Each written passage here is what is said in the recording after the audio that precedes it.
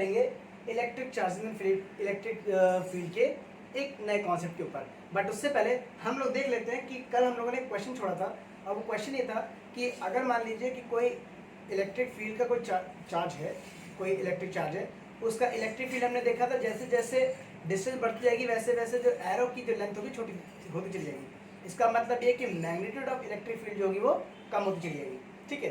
But फिर हमने join कर दिया लाइन को, और फिर कहा था कि भैया ये मैग्नीट्यूड का जो इंफॉर्मेशन है वो किल नहीं हो रही है। अब वो कैसे किल नहीं हो रही है वो हम आज देखेंगे। बट उससे पहले हम लोग जानते हैं इलेक्ट्रिक फील्ड का, हम लोगों ने इंटेंसिटी ऑफ इलेक्ट्रिक फील्ड का एक रिलेशन करा था जो कि था E = F/Q0, ठीक है। अब जरा टाइम आ गया कि हम क्या करें, इलेक्ट्रिक फील्ड का एक फॉर्मूला डेवलप कर लें जो कि काम आएगा। अगर न्यूटोनियन मैकेनिक्स की बात करेंगे तो यहाँ से हो जाएगा, ठीक है, क्योंकि फोर्स आपको पता था, चार्ज आपको दिया जाएगा तो आप निकाल सकते हैं। But in terms of charge और डिस्टेंस हम निकाल सकते हैं। तो F वॉज 1/4πε0 Q1Q2/r², तो मैं Q और r² दो पॉइंट चार्जेस हैं, टाइम्स ये 1/Q था, सो ये Q कट जाएगा, तो E जो आ जाएगा वो आ जाएगा 1/4πε0, इट विल बी Q/r²। यहाँ पे ये Q चार्ज कौन सा है बता दे, ये Q चार्ज है वो सोर्स का है, ठीक है, तो यहाँ लिख दे रहा हूँ सोर्स, समझ में आपको आसान है, ठीक है। अब हम लोग रिटर्न करते हैं उसी कॉन्सेप्ट के ऊपर जो कि आप लोग जानते हैं। देखिए कल हम लोगों ने बात की थी कि मान लीजिए कोई पॉइंट चार्ज है, ठीक है, कोई पॉइंट चार्ज है, ठीक है।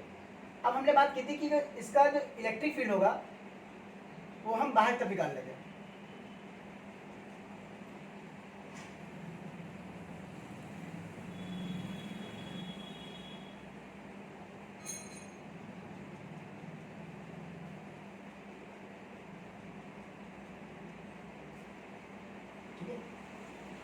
तो आपसे कहा गया था कि भाई अगर लाइन को कनेक्ट कर दिया गया है तो information about the magnitude will be killed. But ऐसा नहीं है, ऐसा इसलिए नहीं है क्योंकि जो इलेक्ट्रिक फील्ड का जो इंटेंसिटी होता है उसका मैग्नीट्यूड फील्ड लाइंस के लेंथ पर नहीं बल्कि उनकी डेंसिटी पर डिपेंड करता है। So the magnitude of intensity of electric field, the magnitude of intensity of electric field, intensity of electric field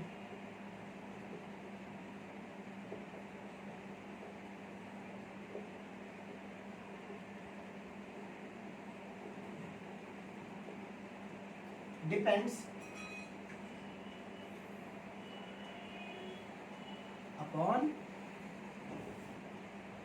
the field line density, field line density यानी कि per unit density,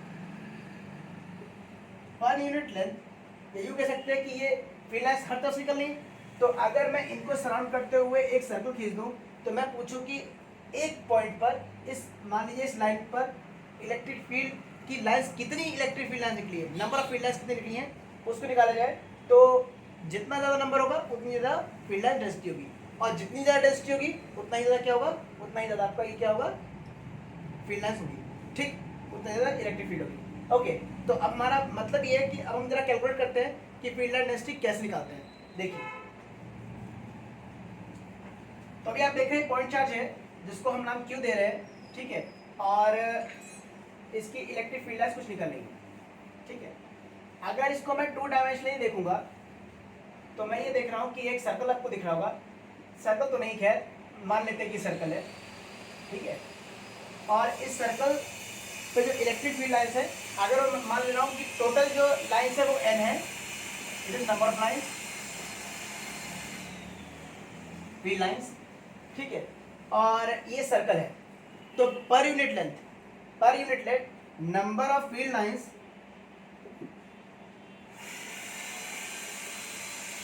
per unit length निकालने का तरीका क्या है, number of field lines per unit length या per unit कोई भी सब्सटेंस रखेंगे तो वही फील्ड डेंसिटी होता है, इसको हम बोलते हैं field density. Field line density, ठीक है। तो फील्ड लाइन डेंसिटी का रिलेशन ये है, ठीक है। तो पर यूनिट की जगह अगर हम डायरेक्टली अपॉन लेंथ लिख देंगे तो भी वही बात है। तो नंबर ऑफ फील्ड लाइन्स हमारे पास कितनी है, n है, और लेंथ ऑफ द लूप, ये लूप आपको सर्कुलर अगर मान लिया जाए तो सर्कल का लूप का लेंथ कितना होगा, यानी सर्कल की लेंथ कितनी होगी, तो आप जानते हैं वो रिलेशन होता है 2πr, ठीक है, सर्कल सर्कल, ठीक है। तो यानी कि जो नंबर ऑफ फील्ड लाइन्स है वो 1/r के थ्रू डिक्रीज करेंगे, यानी कि n जो है वो इनवर्सली प्रोपोर्शनल है r के, ये तो मतलब हुआ। बट यही गलती है, यही गलती है, क्योंकि इलेक्ट्रिक फील्ड इंटेंसिटी होती है, इलेक्ट्रिक फील्ड लाइन वो 1/r² के थ्रू डिक्रीज करती है, ना कि 1/r। इसका क्या मतलब है, इसका ये मतलब है कि फील्ड लाइन्स होंगी वो 2 डायमेंशनल नहीं बल्कि 3 डायमेंशनल होंगी। कैसे होंगी, 3 डायमेंशनल। ये चार्ट अगर यहाँ पॉइंट चार्ज रखा हुआ है तो हर तरफ से डायरेक्शन जाएगी, ठीक है। तो 3 डायमेंशनल अगर इसको मैं ड्रॉ करूंगा तो फील्ड लाइन डेंसिटी मुझे अब क्या करना पड़ेगा, पर यूनिट एरिया निकालना पड़ेगा। क्यों पर यूनिट एरिया निकालना पड़ेगा वो समझ लेते हैं। तो आंसर ये है कि जब आप लाइन बनाते हैं, जब यहाँ से गया तो इस लाइन से ही तो पास हुई थी फील्ड लाइन, करेक्ट, इसी बात आगे निकली थी। लेकिन जब एरिया की बात करेंगे तो इसी फिगर को 3D ले लीजिए, 3D ले लेंगे तो मान लीजिए कि बॉल है, क्रिकेट बॉल, ठीक है, और बीच में चार्ज रखा हुआ है, ठीक है। आप जब कोई भी फील्ड लाइन निकलेगी तो वो एरिया को इंटरसेक्ट करेगी, ना कि एक लाइन को, ठीक है। फिर से जैसे मान लीजिए कि हमारे पास डस्टर है, ठीक है, मान लीजिए है ये, यहाँ पे पॉइंट चार्ज है, यहाँ पे इसने इसको सराउंड किया हुआ है। अब इलेक्ट्रिक फील्ड लाइन जब बाहर निकलेगी, जब इलेक्ट्रिक फील्ड लाइन जब बाहर निकलेगी तो इसके एरिया जितना कवर होगा उस एरिया को इंटरसेक्ट करेगी, यानी कि number of field line density का लिखूंगा, फील्ड लाइन डेंसिटी अगर मैं लिखने जा रहा हूँ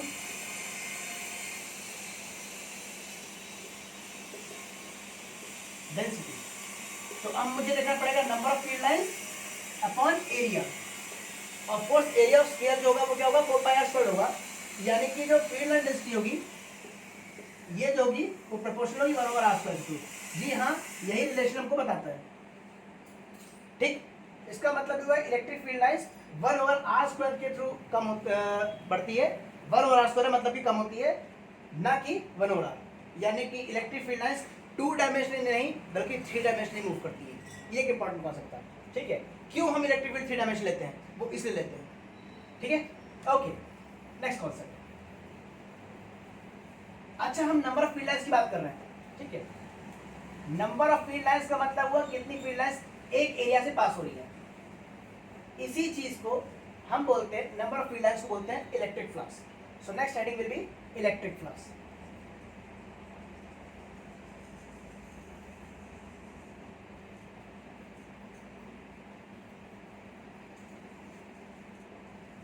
इलेक्ट्रिक फ्लक्स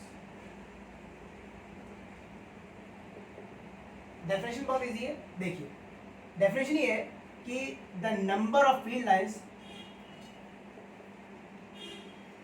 अब चूंकि इलेक्ट्रिक फ्लक्स है इसलिए electric field lines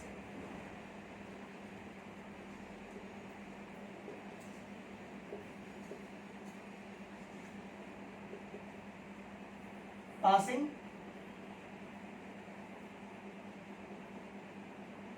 through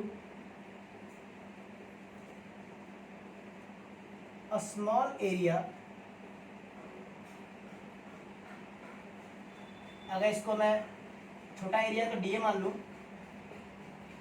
area, the number of electric is called electric flux, ठीक है। आपने शावर देखा, उसमें होल्स होते हैं, जितने ज्यादा होल्स होंगे उतना ही अधिक पानी आने की संभावना बढ़ जाती है। स्पीड तो खैर ही है, ठीक है। तो लेकिन अगर मान लीजिए इसमें एक होल होता तो पर यूनिट टाइम कुछ अमाउंट ऑफ वाटर आ होता, अगर मैं नंबर ऑफ होल्स बढ़ा दूं तो क्या पानी का अमाउंट नहीं बढ़ेगा, बढ़ जाएगा। यानी कि यही क्या है, इन्हीं होल्स से पानी आ रहा है, मतलब वो फील्ड लाइन हो गई, समझने के लिए। तो एक फील्ड लाइन से तो ये बाहर आ रही है, अगर एक होल होगा तो एक फील्ड लाइन बाहर आएगी, दो होगी तो दो आएगी, यानी कि एरिया अगर मैं बढ़ा दूं तो नंबर ऑफ होल्स बढ़ सकते हैं, और जब नंबर ऑफ होल्स बढ़ जाएंगे तो फील्ड लाइंस बढ़ जाएंगी, यानी कि इलेक्ट्रिक फ्लक्स होगा वो एरिया के प्रोपोर्शनल होगा। यानी कि इलेक्ट्रिक फ्लक्स, अच्छा इट इज डिनोटेड बाय एक नोटेशन है फाई ई, फाई यानी कि इलेक्ट्रिक फ्लक्स और E stand for electric flux. ये होगा आपका फील्ड लाइंस को डिनोट करते हैं इलेक्ट्रिक फील्ड इंटेंसिटी यानी कि ई, ठीक है, और फिर एरिया यानी कि ए, ठीक है।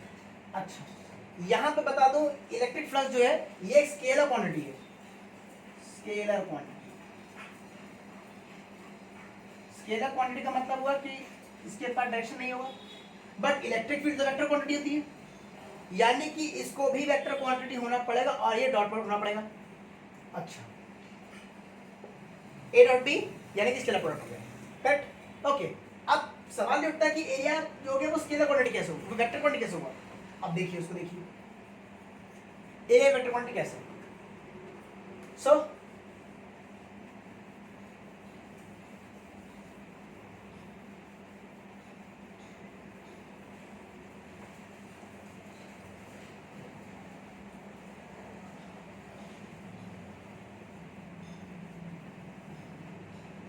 अगर आपसे पूछे एंगल क्या तो क्या बताएंगे आप, तो एंगल का मतलब होता है डिग्री या मेजरमेंट ऑफ रोटेशन।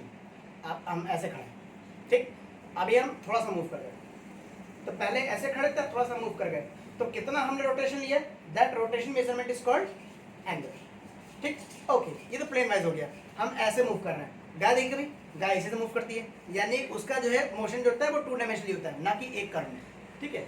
उसको समझाने के लिए हम एक चीज बताते हैं, और वो है सरफेस। अगर मान लीजिए कोई आपके पास कोई भी एक सरफेस है,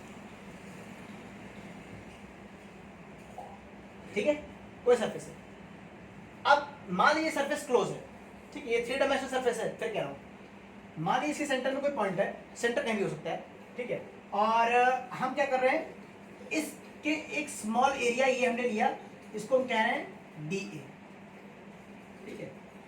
ध्यान सुनिएगा, ये 3 डायमेंशनल सरफेस है, मान लीजिए कपड़ा है, ठीक है, इस कपड़े पे हमने एक पॉइंट पार्टिकल जो है एरिया मान लिया, ठीक है। आप जो बाहर वो तो नहीं दिखा सकते, ठीक है, मान लीजिए कि ये सरफेस है, क्लोज सरफेस है, ठीक है, और यहाँ पे क्या है, ये एक पॉइंट चार्ज है।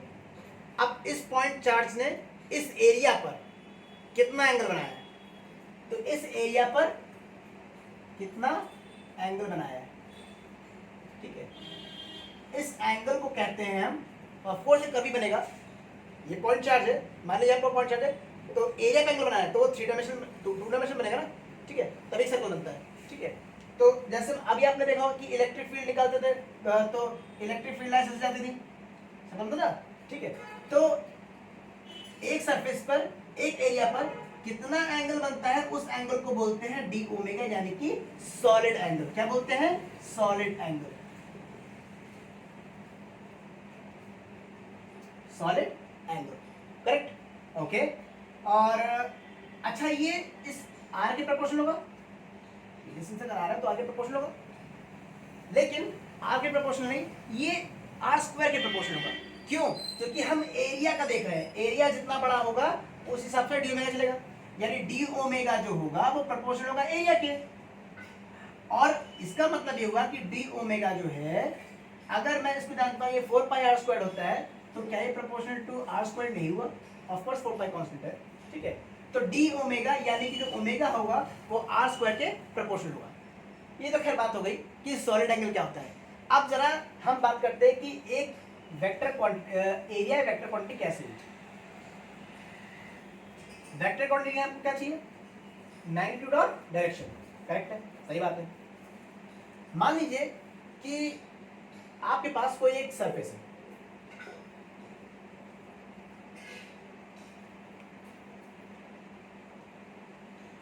ठीक, अच्छा, ओके।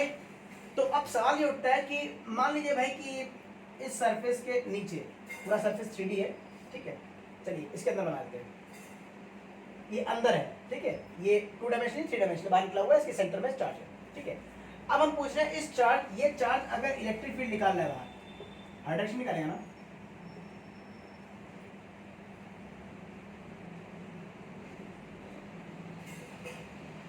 ठीक है। अब ये चार्ज इस एरिया से कितनी इलेक्ट्रिक फील्ड निकालना है, तो बता दूं कि जो एरिया का जो मैग्नीट्यूड होता है वो तो आप जानते हैं L/B कर लेंगे या जो भी फॉर्मूला है, ठीक है, लेकिन जो डायरेक्शन होता है वो सरफेस के ऑलवेज नॉर्मल होता है। ये हमारा है n cap unit vector of what dA, या इसको हम लिख सकते हैं dA कैप। एक ही बात है, एरिया का जो नॉर्मल होता है उसी को हम क्या कहते हैं, डायरेक्शन ऑफ द एरिया, ठीक है। अगर इससे नहीं समझ में आया तो आप एक और जानते हैं कि भाई मान लीजिए कि अगर आपके पास कोई पैरेललोग्राम है, ठीक है, पैरेललोग्राम तो सुना है, opposite side of parallelogram always equal, ठीक है। तो अगर ये हमारा वेक्टर क्वांटिटी है, ये वेक्टर क्वांटिटी है, ठीक है, तो आप जानते हैं एरिया ऑफ, ये आपने पैरेललोग्राम लॉ पढ़ा हुआ है। पैरेललोग्राम लॉ कहता है कि अगर दो वेक्टर्स को अगर ऐड करना है तो वो दोनों वेक्टर्स पैरेललोग्राम के एडजसेंट साइड होनी चाहिए। आप इसको भी ले सकते हैं, आप इसको भी ले सकते हैं, ठीक है। उस हालत में जो इसका जो रिजल्टेंट होगा वो आप जानते हैं कोई डायगोनल होगा, ठीक है। अगर ये वेक्टर ए है, ये वेक्टर बी है, तो आप जानते हैं इसका जो क्या कहते हैं, आप एरिया निकालेंगे, एरिया क्या होगा, एरिया होगा बेस इनटू हाइट, फॉर्मूला होना चाहिए, ठीक है। ऑफ कोर्स हाइट को हम इसके टर्म में लिख सकते हैं, ठीक है, इसके टर्म में लिखेंगे। क्यों लिखेंगे, क्योंकि हमको हाइट तो चाहिए ना, हाइट चाहिए, तो हमारे पास ये इसकी हाइट हुई।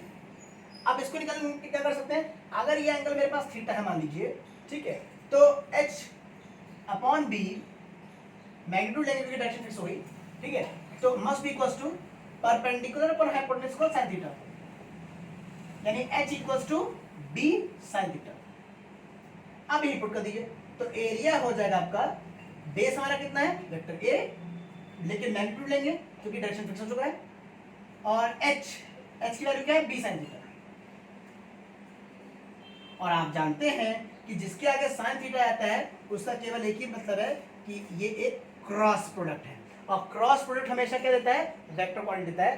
प्लीज इस बात को मार्क कर लीजिए, ये मैथमेटिकल प्रूफ है कि एरिया वेक्टर क्वांटिटी है, ठीक है। आप पैरेललोग्राम लीजिए, ठीक है, आप parallelogram law of vector addition जानते हैं, तो एडजेसेंट साइड क्या होंगी, आपकी वो वेक्टर्स होंगी। तो आप हाइट निकालना है, प्रोजेक्शन लीजिए, प्रोजेक्शन की वैल्यू एरिया पुट कर दीजिए, आपको पता चल जाएगा कि एक वेक्टर क्वांटिटी है, करेक्ट, ओके। सो हमने भी जाना कि एरिया वेक्टर क्वांटिटी है, यहां से हमारा मतलब था, ठीक है।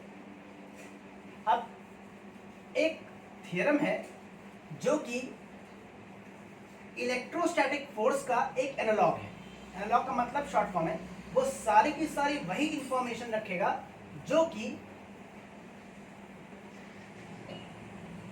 एक कूलम्ब्स लॉ रखता है। थ्योरम ये कहती है, इसको बोलते हैं, इस थ्योरम का नाम है, ये रिस्पेक्टेड कार्ल फ्रेडरिक गॉसन ने दी थी, इसलिए इनका नाम है गाउस थ्योरम, ठीक है, गाउस थ्योरम। अच्छा, पहले प्रूफ देखते हैं फिर स्टेटमेंट लिखेंगे, ठीक है, ये थोड़ा उल्टा है बट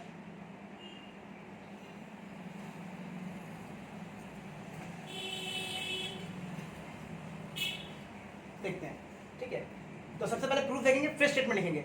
आप स्टेटमेंट प्रूफ बाद में भी लिख सकते हैं, कोई दिक्कत नहीं, बट हमारा ये है कि पहले प्रूफ कर लेते तो इससे ये रहेगा कि हाँ आपके दिमाग में बैठ जाएगी बात क्या है, ठीक है।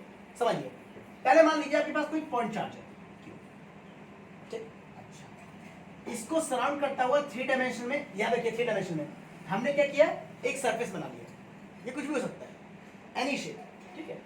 अब इलेक्ट्रिक फील्ड तो बाहर निकल रही है,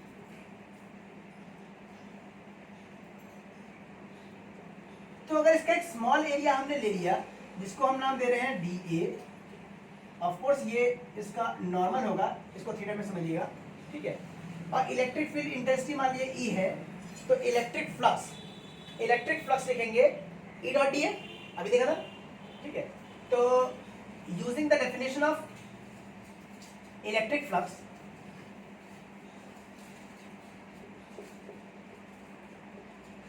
using the definition of electric flux हम जानते हैं phi E equals to E dot dA, correct, okay. So अब हम क्या कर सकते हैं, हमको इलेक्ट्रिक फील्ड हमने क्या निकालना है, हमें नंबर ऑफ फील्ड लाइंस निकालनी है। इलेक्ट्रिक फील्ड फ्लक्स क्या होता है, नंबर ऑफ फील्ड लाइंस, ठीक है, ऑफ कोर्स। तो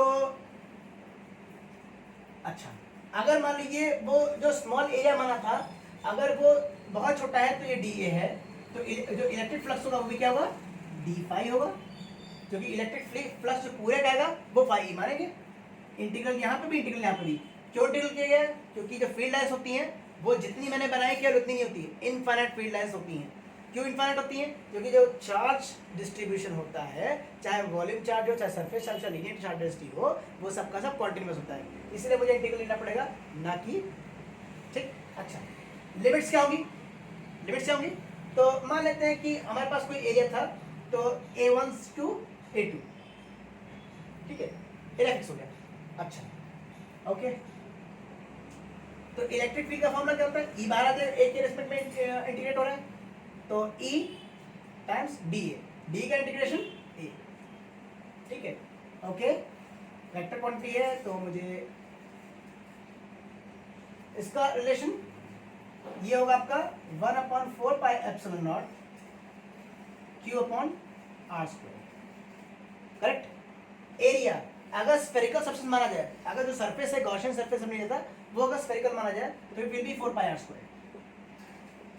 4 पाई से 4 पाई में भी cancel out, and R square से R स्क्वायर कैंसिल आउट हो जाएगा। यानी कि अब हमारे पास जो डेफिनेशन आने जा रही है गॉस थ्योरम की, या स्टेटमेंट आने जा रहा है, वो ये कहता है कि the number of field lines, ध्यान रखिएगा, the number of field lines passing through a surface, Gaussian surface यहाँ पर, the number of field lines passing through a surface is equals to the total charge enclosed in the surface। हमने बताया ना कि charge है, ये surface enclose कर रहा है, तो अंदर ही तो हुआ, तो charge enclosed in the surface over epsilon naught, ये यूँ कह सकते हैं 1/epsilon naught times the charge enclosed by the surface। ये हमारा गॉस थ्योरम। फिर से कहते हैं, गॉस थ्योरम ये बताता है कि इस चार्ज की नंबर ऑफ फील्ड लाइंस कितनी बाहर निकलेंगी, ठीक है।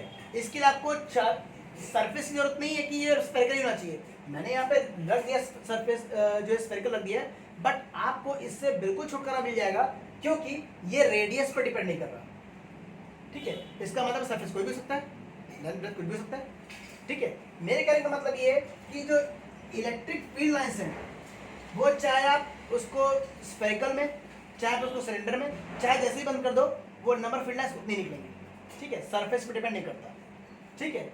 येट फिर भी हम लोग क्या करते हैं, एक खास चार्ज डिस्ट्रीब्यूशन के लिए एक खास गॉसियन सरफेस लेते हैं। ऐसा क्यों? ऐसा इसलिए ताकि, रिमेंबर द कंडीशन, कंडीशन ये है कि आप सरफेस को भी ले सकते हैं, कोई प्रॉब्लम नहीं है, बस एक रिलेशन है, वो ये है कि जो चार्ज होना चाहिए वो उसके अंदर इंक्लोज होना चाहिए। अब आप ही मुझे बताइए कि अगर वायर है, अगर उसको मैं सर्कल में बंद करूंगा तो वायर का तो चार्ज डिस्ट्रीब्यूशन निकल गया, या स्फेयर में बंद करूंगा तो वायर का चार्ज डिस्ट्रीब्यूशन निकल गया ना। इसीलिए आप एक ऐसा सब्सटेंस लीजिए जो कि इसको कवर करे, तो आप सिलेंडर कर ले लीजिए सरफेस, तो कवर हो जाएगा, राइट। इसलिए हम लोग डिफाइन करते हैं। तो आप जरा स्टेटमेंट लिखते हैं गॉस थ्योरम का, प्लीज जो स्टेटमेंट है उसको पहले लिखिएगा, प्रूफ बाद में लिखिएगा, लेकिन नेचुरल है कि आपको समझ में आया कि ये हो कैसा रहा है, इसीलिए मैंने ये प्रूफ पहले किया। अगर प्रूफ होगा तो स्टेटमेंट लिखते हैं। स्टेटमेंट कहता है क्या, अभी जो हमने बोला वही स्टेटमेंट हम लिखेंगे, ठीक है, लिखते हैं। स्टेटमेंट कहता है the number of electric field lines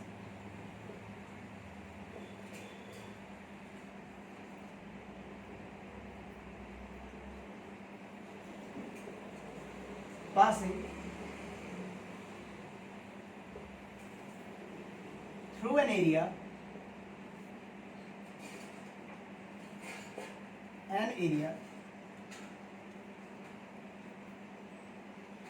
is equal to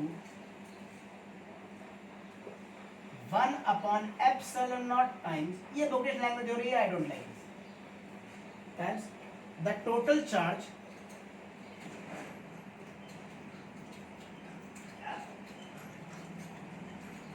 enclosed by the surface। मतलब कि इलेक्ट्रिक फील्ड लाइंस किसी भी सरफेस से जो निकलेंगी वो डिपेंड करती हैं एप्सिलॉन नॉट, यानी कि उस मीडियम का परमिटिविटी और जो चार्ज है कितना चार्ज उसके अंदर इंक्लोज हुआ है वो।